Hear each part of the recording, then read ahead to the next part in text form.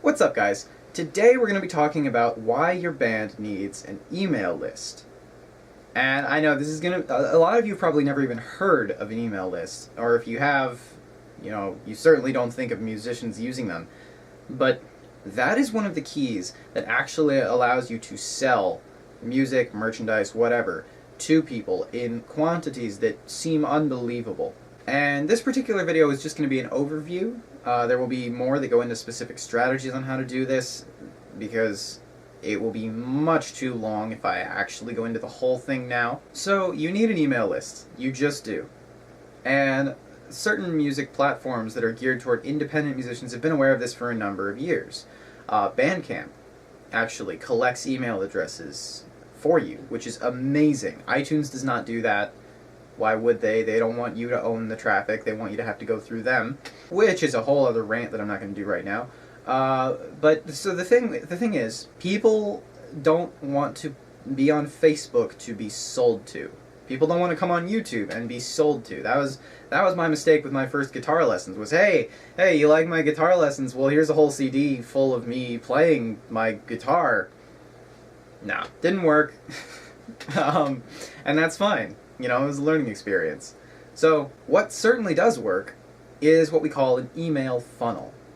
And again, this is just an overview. I'm not going to go into how to set one up right now. There will be another video in the future that does, however, so be sure to subscribe. Or, if you're watching this 6 months down the line, just check out the playlist, because I'm sure it'll be in there. But essentially, a mailing list, for one thing, it's just a really nice perk for your fans. It's just that simple, and by now you should be bringing in fans through Facebook ads, through YouTube ads, through organic traffic as well, but there does come a point where you want to start converting some of that traffic to your mailing list, because they're much more likely to buy once they're on your mailing list. And the reason for that is kind of slimy, to be honest with you. It's the car salesman foot in the door trick, okay, where maybe they'll let you test drive a car for free. Or you give something for free, no catch, no strings, and then once they are ingratiated by having received this free thing, they give you their email address.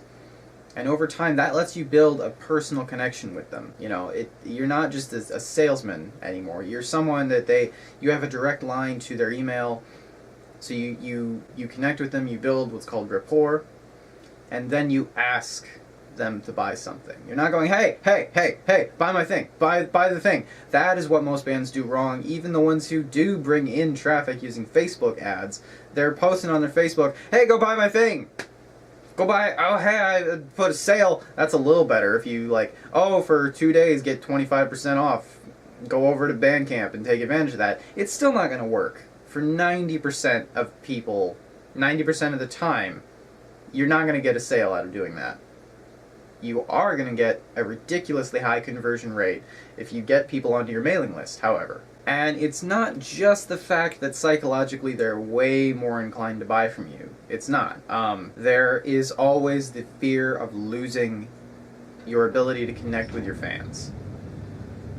Because, a lot of people cite, oh, MySpace died, Facebook could die also, and then, the 160-something thousand followers we built up, we lose them, and then what do we do? So email's not going anywhere. So that does kind of assuage that fear. I personally don't think it's a warranted fear, because basically all the things that people complain about Facebook doing, the pay-to-play boosted post kind of stuff, if they didn't do that, they would go the way of MySpace. Because I'm actually old enough to remember how this happened, right? MySpace died because bands just filled it up with, hey, go buy my shit.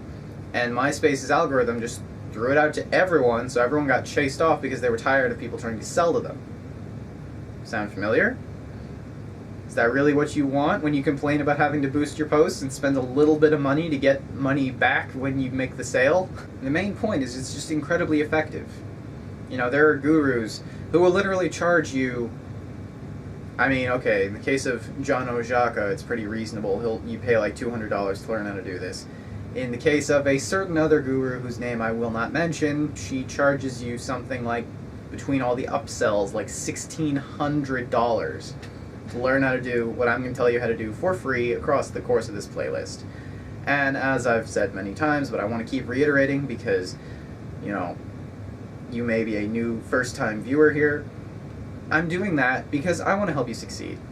That's it. Now, I may release a downloadable course in the future, very cheap, no more than probably $100 or $200, that kind of makes all of this more succinct, and I can go further in depth with strategies. Full disclosure, so if you're watching this and you're particularly cynical 2 years in the future after this video's been uploaded and you're like, ah, gotcha, it was a long con the whole time. No. I've been teaching guitar professionally for, what am I up to now, 8 years. I know the cynical type, and I know your games. All I want to do is help you succeed. If you want to follow these strategies, you will succeed. If you don't, then, okay, more people who will. So that ends, with my particularly eloquent rant, that ends my overview of why your band needs a mailing list. And in future videos, or, you know, again, if this is 2 years in the future, definitely check the playlist because it will have already been uploaded. We're going to go into how to actually build a mailing list and how to capitalize off of a mailing list so that you are recouping a significant portion and even profiting after the money that you spend on paid traffic through social media to become the audience that you sell to. And yeah, so I will see you guys next time. Thanks so much for watching. I have new videos on music marketing coming out every Wednesday, as well as other music lessons of various types coming out every single day. That includes songwriting, instrumentation, creative mindsets, audio engineering, everything you could possibly need. I aim to make this channel the single destination for anything and everything you will need to achieve success in music.